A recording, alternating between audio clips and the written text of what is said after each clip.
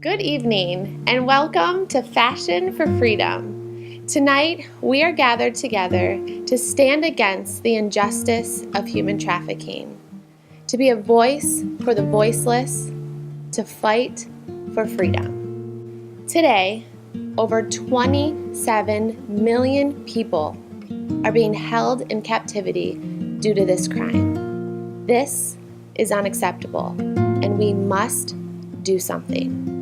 Before we begin the show, I want to applaud and thank you for joining us here tonight. Maybe you're here for the first time learning about human trafficking, or you represent an organization that understands the importance of working together to end it.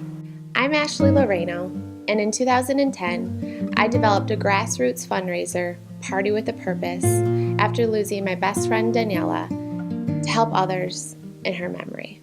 During that time, I was unaware of the devastating reality of human trafficking, but I became all too familiar with the pain that comes from losing someone you love so deeply. Many of you in the room tonight can probably relate to that sense of loss. Try to imagine, if you will, the hopelessness, despair, and immense pain that millions of men, women, and children face every day who are forced into slavery. It's unthinkable, but we can do something. Through my own despair, God led me to create Party with a Purpose, to turn heartache into hope, joining together with people just like you to support worthy causes. Tonight, we are here to support the Michigan Abolitionist Project, or MAP, and their efforts to end modern slavery in our society. At this time, I'd like to take the opportunity for you to learn more about MAP, and then I invite you to relax and enjoy the show as we journey to eras past to look at vintage fashion, historical narrative, and music, to be entertained and learn how fashion has impacted women, and then to be inspired by all that God has in store for our lives.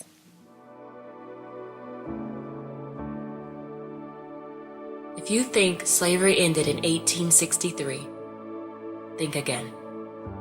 There are more slaves now than at any point in the world's history.